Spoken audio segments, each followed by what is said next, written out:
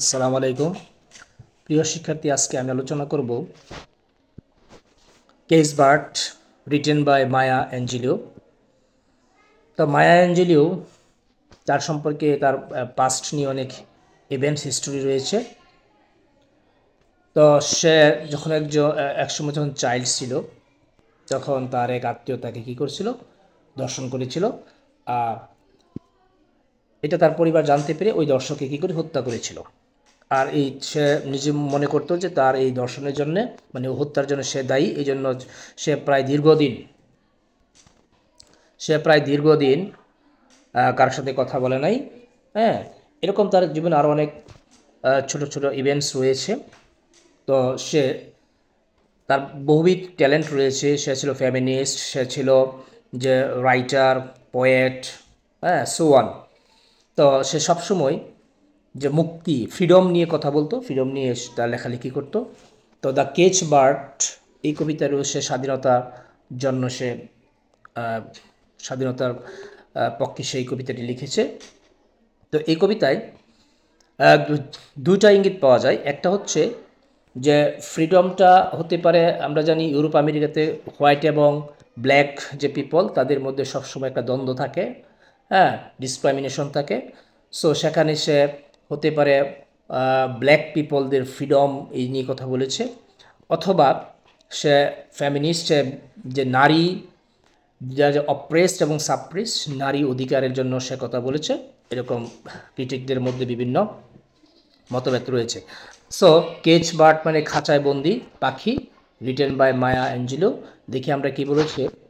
প্রথমে লিখেছে সে যে এ ফ্রি বার্ড লিপস, একটা মুক্ত পাখি জাপ দেয় on the back of the wind, বাতাসের পিঠে। আমি নিচে বাংলাও লিখে দিয়েছি, আর আমি আমার নিজের মতো করে বলছি যে একটি মুক্ত পাখি বাতাসের পিঠে জাপ দেয় অ্যান্ড ফ্লোটস ডাউন স্ট্রিম, এবং সে কী করে, ভেসে বেড়ায়, এবং সে ভেসে বেড়ায় and floats down stream till the current ends, যতক্ষণ পর্যন্ত সুদ না যায়, নদীর সুদ, সে ততক্ষণ পর্যন্ত সে কী করে, ভেসে যায়, সে চলে।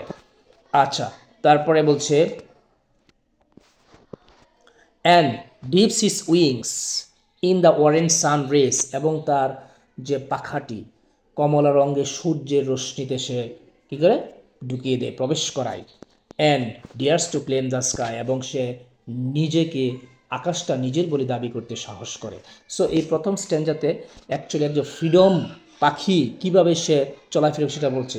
সো এখানে ফ্রিডম বলতে ওই নারীদের মুক্তির কথা, যারা মুক্ত মানুষ, একজন মুক্ত পুরুষ যেভাবে চলতে পারে সেখানে বলা হয়েছে, অথবা যে হোয়াইট পিপল যারা স্বাধীন তারা কিভাবে চলতে পারে সেটাও বলাতে পারে।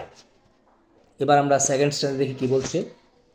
But a bird that stalks down is narrow escape, কিন্তু একটি পাখি যে খাঁচার ভিতরে সরু যে স্টিক থাকে সেটার মধ্যে যে থাকে, ক্যান সেলডম সি থ্রু, খুব কম দেখতে পারে। তার মানে একটা খাঁচার ভিতরে পাখি, হ্যাঁ, যে খাঁচার ভিতরে থাকলে যে তার স্বাধীনতা থাকে না, সে ভালো করে দেখতে পারে না, সেটি ইঙ্গিত করা হয়েছে।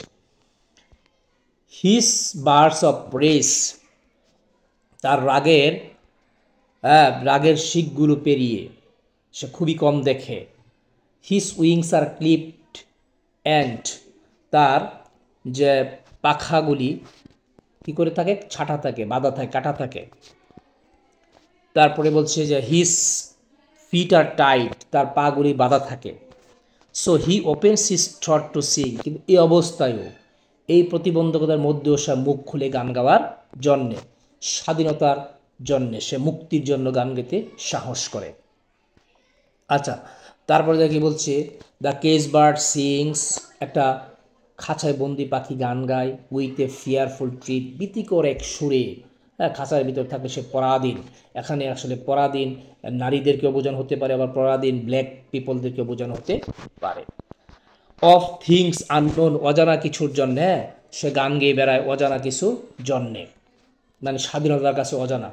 বাট লংড ফর স্টিল, কিন্তু তারপরেও সেই অজানাটা, এই স্বাধীনতা সে তৃষ্ণার্ত বা সেটা প্রত্যাশা করে, আশা করে। And his tune is hard, এবং তার কণ্ঠ, এই গানের কণ্ঠ শোনা যায় অন দ্য ডিস্টেন্ট হিল, দূরের কোনো পাহাড়ে। ফর দ্য কেজ বার্ড, যে এই খাঁচায় বন্দি করা পাখিটি সিংস অফ ফ্রিডম, স্বাধীনতার গান গাচ্ছে।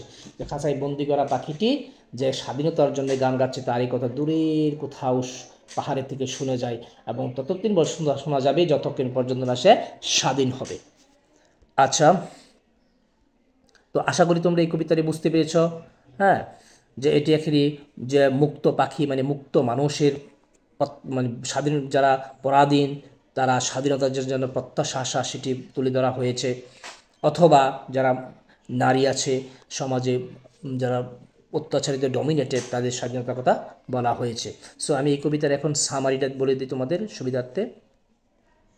দেখো, সামারি বলছে যে in Maya's Angelou's caged bird the poem contrast the life of the free bird, যে মুক্ত পাখির জীবনটাকে তুলনা করেছে কার সাথে? অ্যান্ড দ্য কেস বার্ডের সাথে, খাঁচায় বন্দি পাখির সাথে।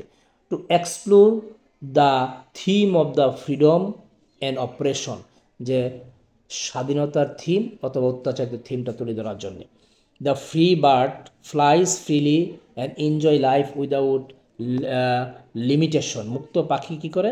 যে লাইফটাকে এনজয় করে মুক্তভাবে, কোনো প্রকার প্রতিবন্ধকতা ছাড়াই। অন দ্য আদার হ্যান্ড, অন্যথায় the caged bird in prison, খাঁচায় পাখিটি থাকে জেলে বন্দির মতন, এনট্রাপড, ফাঁদে আটকে থাকে, and its wings are clip, তার পাখাগুলি ছাটা থাকে।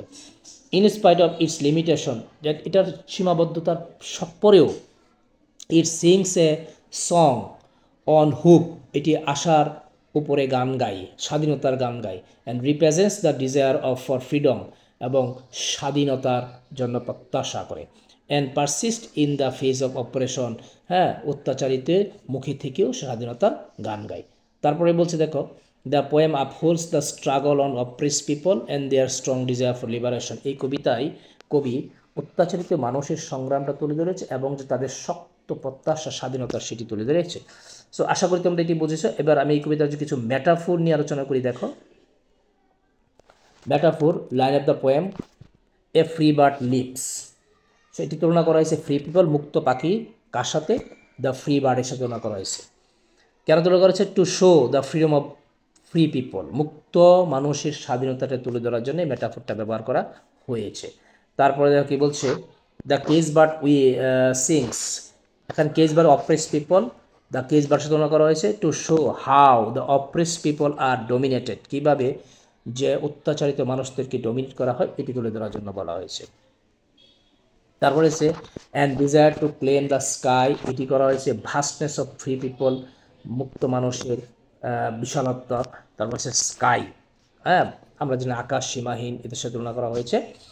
কেন করা হয়েছে? To show how the free people can enjoy everything, কীভাবে একটা স্বাধীন মানুষ সব কিছু কী করে উপভোগ করতে পারে। তারপরটা দেখো কী বলছে, his wings are clipped and his feet are tight, এটাকে রেস্ট্রিকশন অফ অপ্রেসড পিপল, অত্যাচারিত মানুষের সীমাবদ্ধতা। তুলনা করা হয়েছে ক্লিপড উইংস, ছাঁটাই করা ডানার সাথে। Two show how the oppressed people have limitation of freedom, কীভাবে একটা অত্যাচার মানুষের স্বাধীনতার সীমাবদ্ধ থাকে, এটা তুলনা করা হয়েছে। সো আশা করি তোমরা মেটাফোরগুলিও বুঝেছ। তো এই কবিতাটা তোমরা বুঝেছ, আর তোমরা অবশ্যই এরকম সুন্দর সুন্দর কবিতা পাওয়ার জন্য আমার চ্যানেলটাকে অবশ্যই সাবস্ক্রাইব করে রাখবে। পরবর্তীতে আমি আরও অনেক সুন্দর সুন্দর এরকম কবিতার ভিডিও দিব। ওকে, আজকে বাই, এটুকুই।